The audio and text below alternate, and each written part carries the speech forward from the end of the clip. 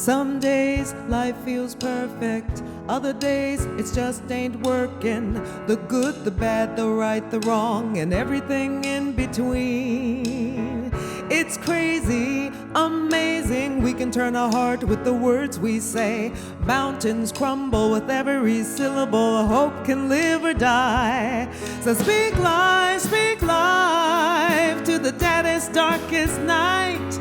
Speak life when the sun don't shine and you don't know why. Look into the eyes of the broken hearted, watch them come alive as soon as you speak hope, you speak love, you speak life,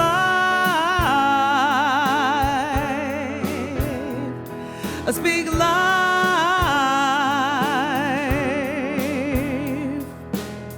Some days the tongue gets twisted, other days my thoughts just fall apart. I do, I don't, I will, I won't. It's like I'm drowning in the deep. It's crazy to imagine words from our lips as the arms of compassion. Mountains crumble with every syllable, hope can live or die. So speak life to the deadest, darkest night. Speak life when the sun don't shine and you don't know why. Look into the eyes of the broken hearted, watch them come alive as soon as you speak hope, you speak love, you speak life, oh, oh, oh, oh, oh. You speak life, oh, oh, oh, oh, oh. Lift your head a little higher, spread the love like fire. Hope will fall like rain when you speak life with the words you say. Lift your head a little higher, spread the love like fire. Hope will fall like rain when you speak life with the words you say. Raise your thoughts a little higher, use your words to inspire. Joy will fall like rain when you speak life with the things you say. So speak life to the deadest, darkest night. Speak life when the sun don't shine and you don't know why. Look into the eyes of the broken hearted, watch them come alive as soon as you speak hope, you speak love, you speak life, you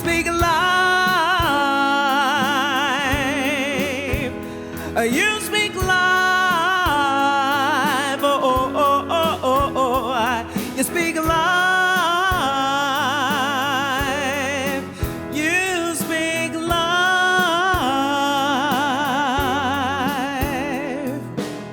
Some days life feels perfect,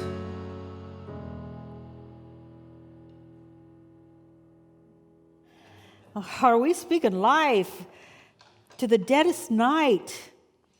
When the sun won't shine and you don't know why, look into the eyes of the brokenhearted, watch them come alive as soon as you speak hope.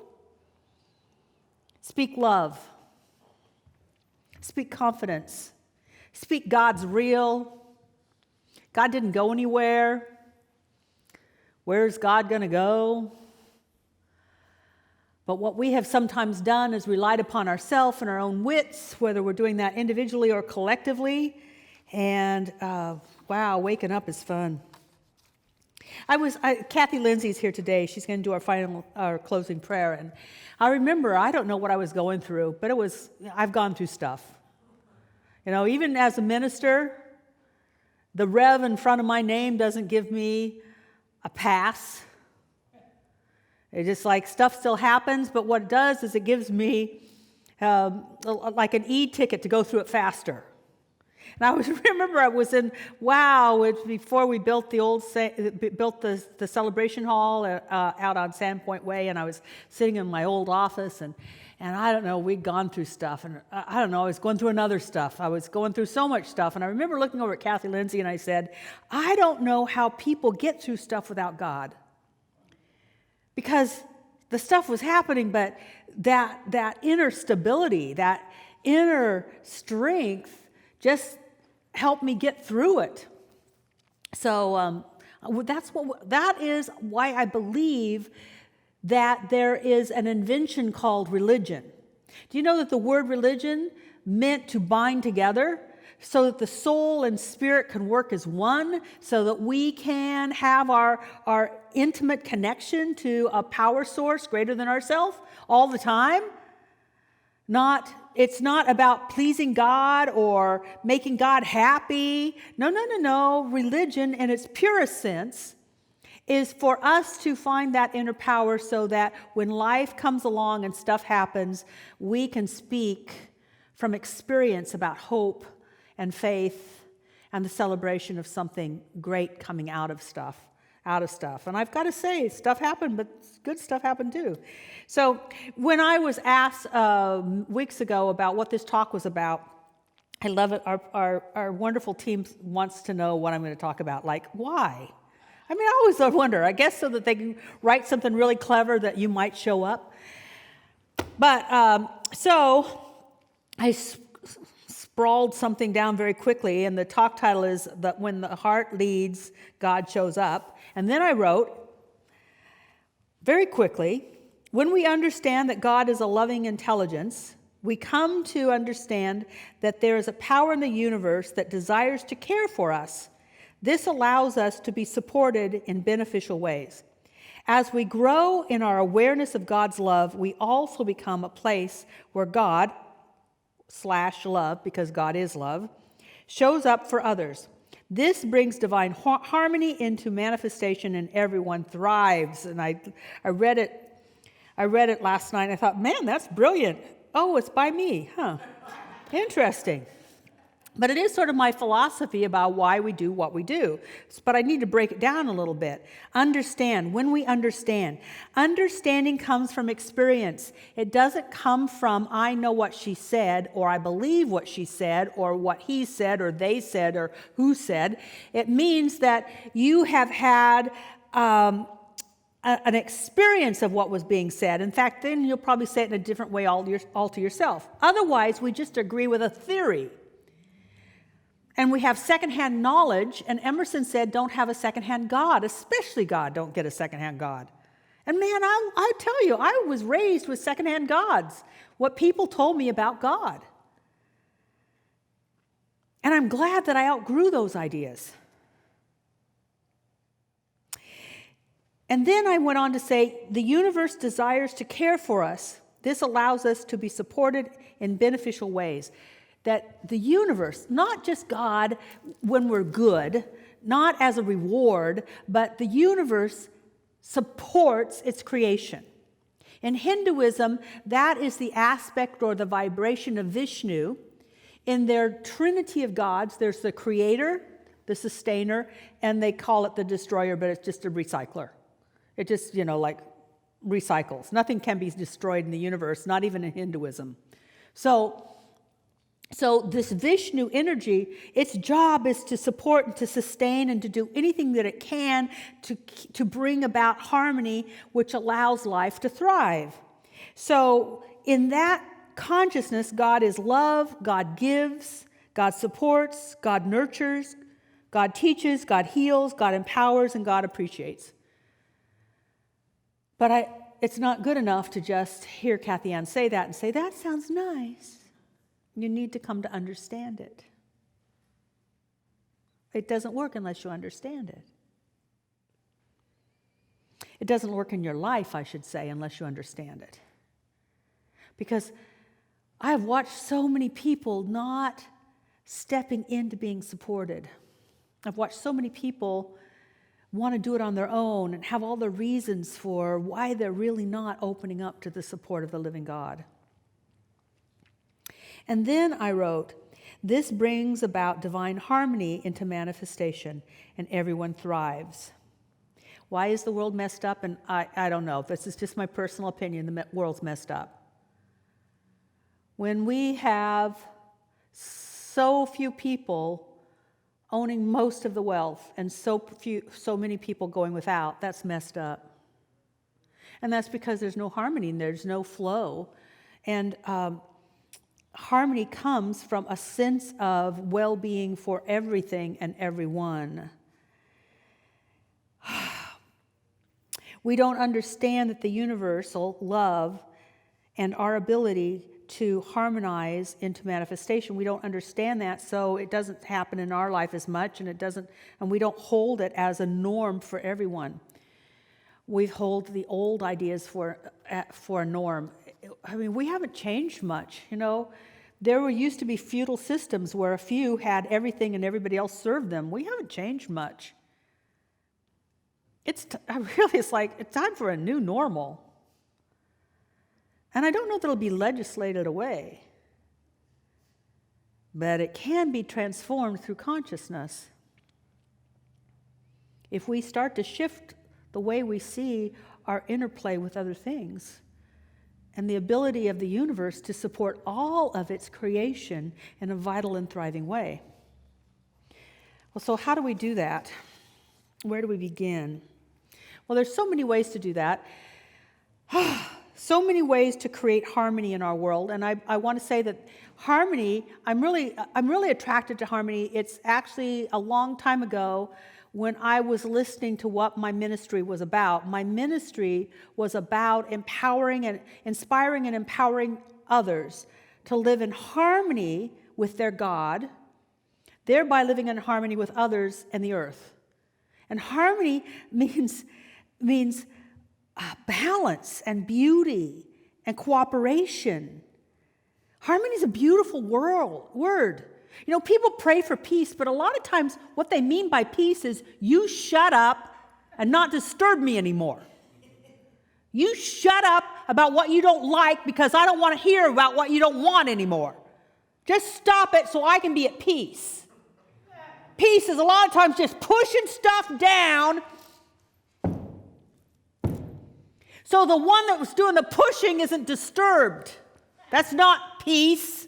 That's faux peace. That's certainly not the peace that Jesus talked about when he said, I have a peace that you can't even understand because you never experienced it. And it comes from a God-given gift. But what we really want, a lot of us, when we pray for this thing called peace, is we want harmony. We want a distribution where everyone wins and everyone thrives. That's what we really want. That's a lot like this word we use during the fall series, which is prosperity. Prosperity is really living in balance with the earth.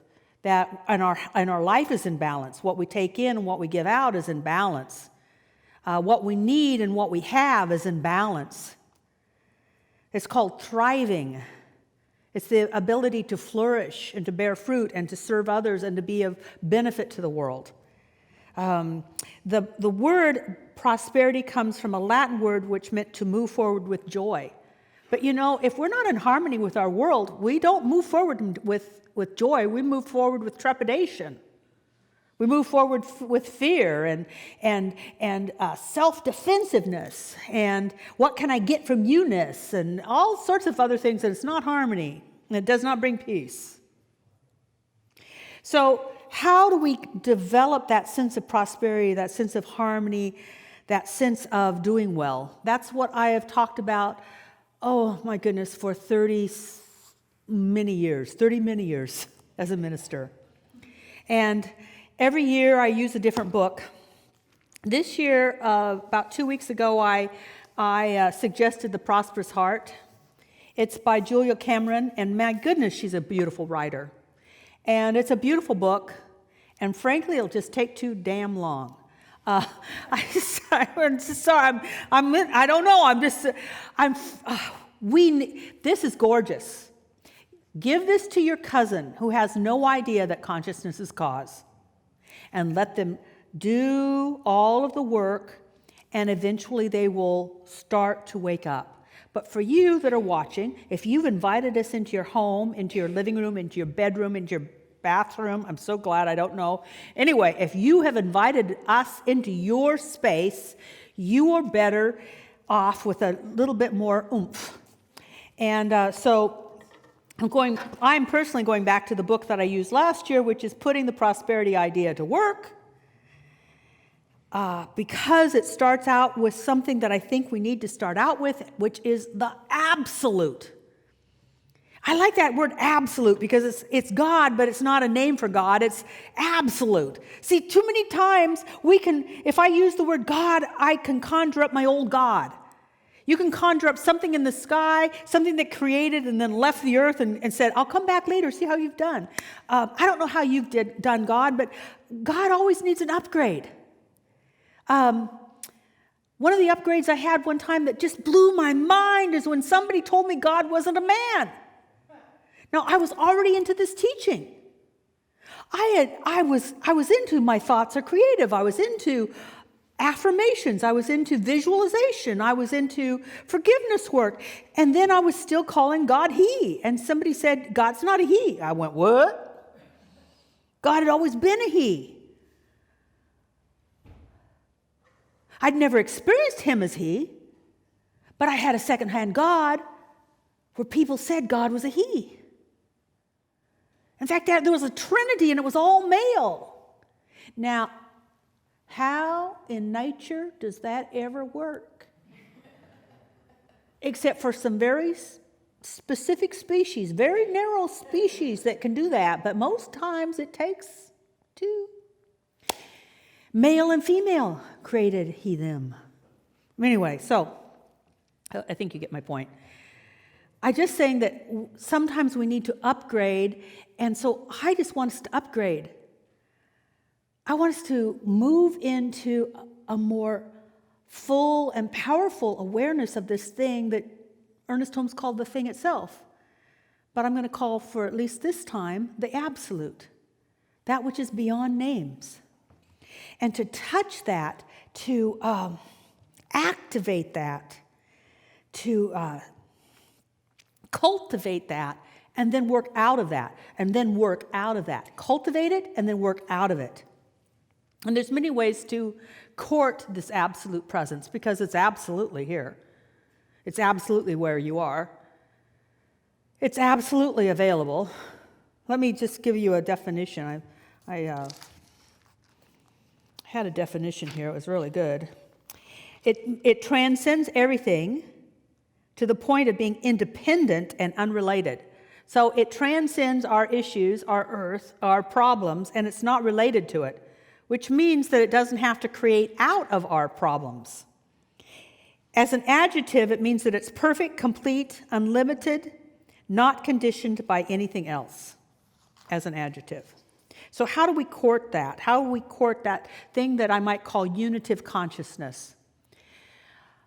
I'm really grateful and will always be grateful to Kelly LaRue, who is reading a book when I went to, I was on a trip with her, and she was reading a book on how to know God in a physical, chemical way.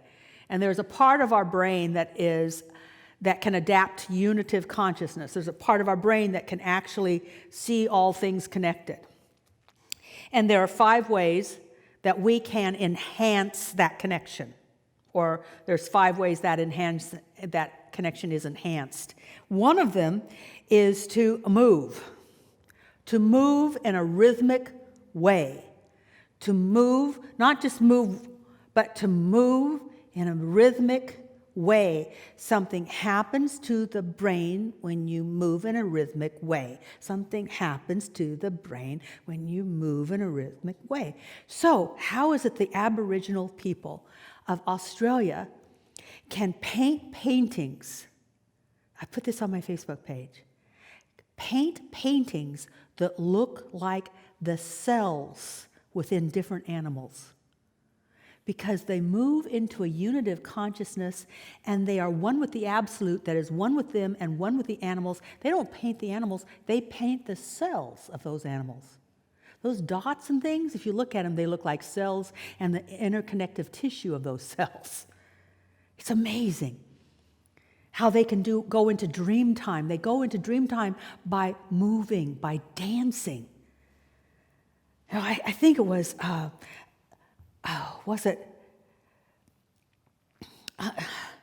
who wrote Dance Your Prayers? Sing your prayers and dance your prayers. Oh, well, maybe I'm going to just have to write it. But I hear this song called Dance Your Prayers. Many cultures dance their prayers. My really big trip as a group of people from CSL, we went to Kenya, and we hung out with the Maasai.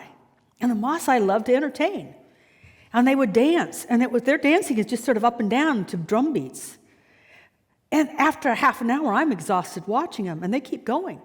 After an hour and a half, we just had to go. They were still going. In fact, they were dancing even higher. They were jumping higher. They got into something that allowed them to have access into an energy that was like, who does that?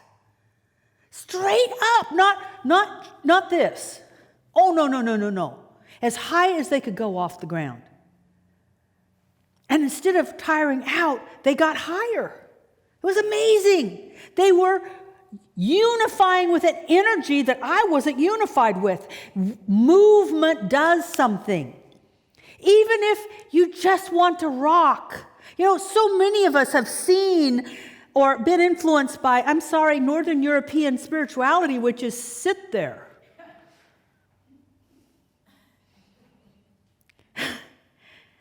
Where there are other cultures.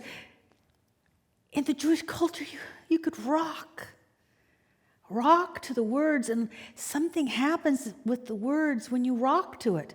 Sufis twirl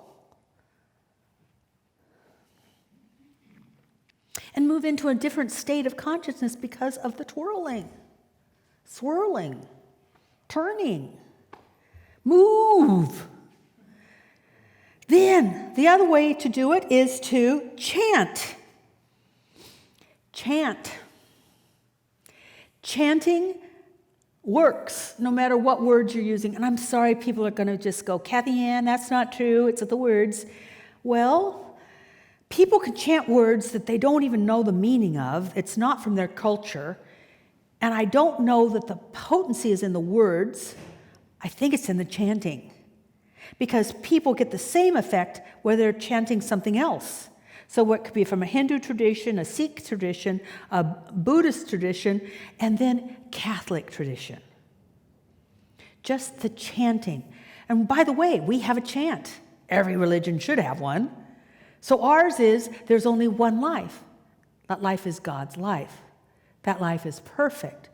That life is my life now. Add to a little movement. There's only one life. That life is God's life. That life is perfect. That life is my life now. Do that 108 times on your mala beads, and you will still get an effect. People do forgiveness work 70 times 7. It's a chant. It has an effect. You can't do that for a long period of time and be in the same state of consciousness that you were before you began. Something will shift. Another thing is to just call out the name of God, to say the name of God over and over. People have been doing that forever. So find a name that works for you. A word that touches you. In one of the classes I've done in the past, people would experiment with different names of God until they found one that went, ooh. Now, it may not be their name forever. It's not like you get a secret mantra and you have to use it forever, but you use it, and then that somehow will shift you, and then you might go into another name. But you use those names of God to shift your awareness. You're calling out. You're courting the absolute.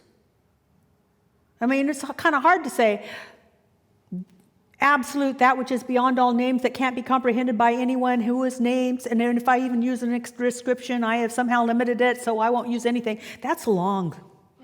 Just so, think of a name. It doesn't take offense if you don't use the right one, because you'll use the right one for you. Then, the last one is high altitude. I was with Kathy Lindsay on my first trip to Peru. We were in Cusco. It's at 13,000 feet. You land at 13,000 feet. Can I just say that's high? Kathy, I think you felt okay, but I was a little sick. I was laying in bed. It's like I couldn't move. So I took out my high mysticism book, which is the only book I took, which I thought, well, I'm going to high altitude. I'll take high mysticism. I'd never understood it at all. I had no idea what I was talking about. All of a sudden, wow, this makes so much sense. High altitude. That's why Kathy climbs. That's why Reverend Sharon Ramey climbs. People who climb will get a different sense of things. Things will clear up. The other one that you can do to have unitive consciousness is drugs, but that's illegal. So don't tell me about it. And then the other one is and certain types of drugs, hallucinogens, psilocybins, things like that. And then the last one is you can be knocked into unitive consciousness through an accident or through stress, through a huge disruption. I don't suggest that. I don't suggest that. But I do want to talk about something. I'm going to talk about it more on my Wednesday faith lift about PTG, which is post-traumatic growth. So all of this stress that we're going through can create growth if we allow it, just like we can grow through near-death experiences and other things that shock us into a greater awareness. But that's another talk. So we court the absolute. So much of the time, courting is just a paying attention. Remember when you were courting? Remember courting? When you really paid attention to the other, and you paid attention that they were paying attention. That's what courting the absolute, that's what courting God is like. You pay attention to God. You pay attention to the ways that it works. You pay attention to the miracles around you. You pay attention to what's beautiful and gorgeous and intricate and marvelous, and you pay attention and attention and attention until finally something clicks in you, and you realize that as you have paid attention, it pays attention to you in the same way, and it's so intimate and so powerful. And then, that's not enough. Then we move into the family business. Once we've been introduced to this new awareness, we go into the family business. Jesus said, I am about my Father, Mother, God's business. Now, it was translated Father, which is how you can see I got so mixed up. The word that he used as Father really meant origin, where I come from. I went into the business of where I come from. So we go into the business of creation, because where we came from is creation. We are creative.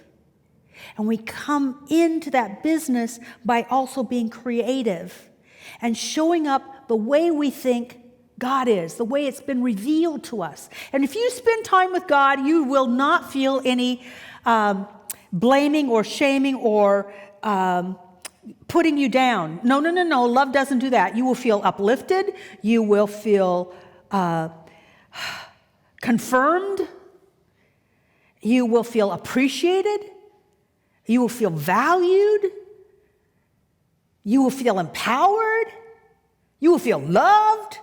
Now, you have to have the experience of that. You will not understand what I'm saying if you don't court the presence, so you have the experience, and I'm saying it from experience. I'm saying it because this is how I understand who and what I am, because I spent time with God and it was revealed to me. Have it be revealed to you. Otherwise, we're just a nice message with nice people who like people. Bah. Anyway. I mean, I've heard so many things. Why do you like Center for Spiritual Living? It's so inclusive. It didn't make me wrong. We want to be inclusive, and we don't want to make you wrong, but that's only the tip of the iceberg that is available in a spiritual practice. It's only a small segment of what spiritual living is. There's so much depth to this. The more you court the absolute, the more is revealed to you, and then you are about your Father, Mother, God's business, which is to be creative and giving in the world. And just as God sustains its creation, you show up as a sustainer and a giver, no matter where you are. Even if you don't like your job or you don't have a job, you show up in a way that you can be giving and contributing, because that's what you do. That's who you are. Marilyn Gregory, I don't know that Marilyn Gregory is, I think she's retired, but she is still about her Father, Mother, God's business and her niche market. He put her in charge of teach people to take better care of the earth. She's in that department. And so she creates these really simple ways for us to be more conscious of what we're doing and greater stewards of the earth. And we're beginning to put them on our Facebook page and our Instagram. Just tiny little things that you can do, things I didn't even think about, such as this week's suggestion is don't take a receipt. Would you like a receipt? I've always said, okay, I'll take a receipt.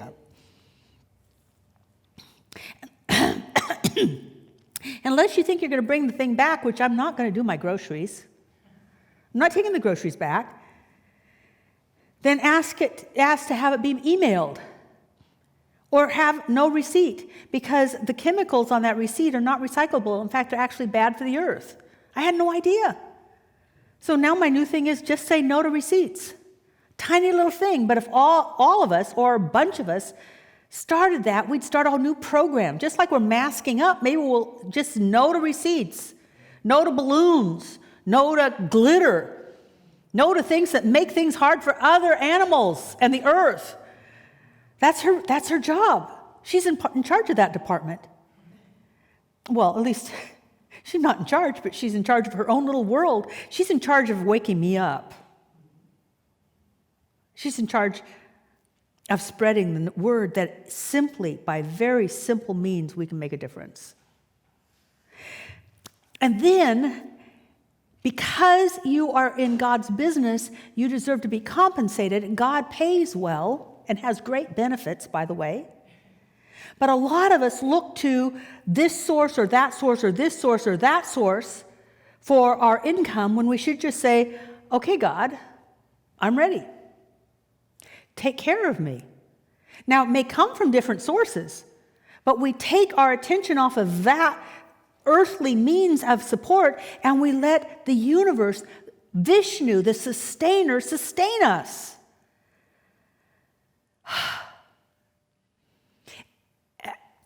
And marvelous things open up. One of the things I was sharing with Kathy is she has a dream for something. And I said, well, now that you know what it is, probably the money will show up faster than you think. Why? Because God is her sustainer. She's in God's business, and God is her sustainer, her employer, and in charge of HR and benefits packages and the payroll. I could tell so many stories of times when I was told no by people, and I went over their head to God. And the yes came around. But that's just my story. It means nothing if you don't move into the story and allow it to be your story, to understand the absolute and have it reveal its presence in your life. Otherwise, it's just another secondhand God. I mean, there's so many beautiful stories about Julia Cameron and Eric Butterworth and Edwin Gaines.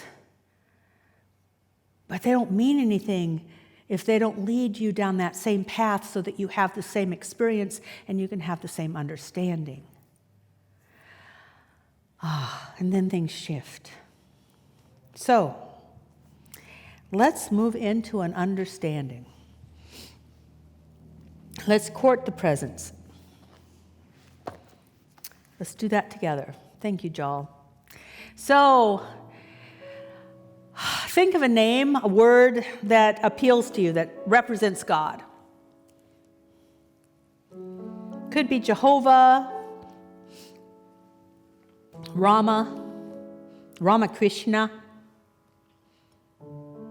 Jesus, Holy Spirit, Holy One, Absolute, It's got to have a rhythm for you. It's got to have it's got to speak to your heart. And we're going to say that 5 times. Man, let's just up the juice a little bit by rocking or swaying.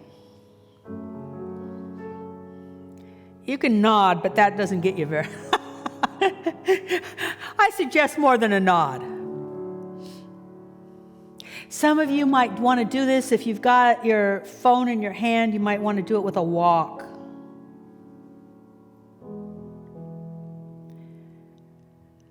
Whatever it is, we're going to say that name 10 times in a rhythmic manner. So, begin and say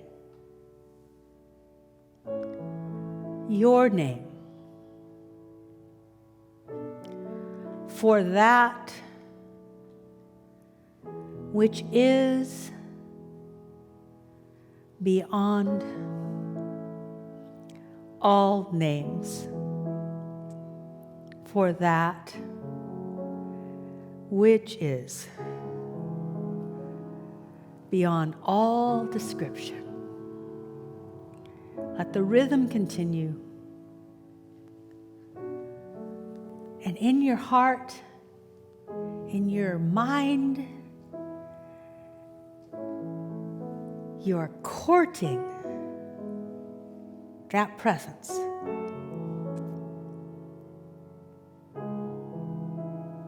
Opening to it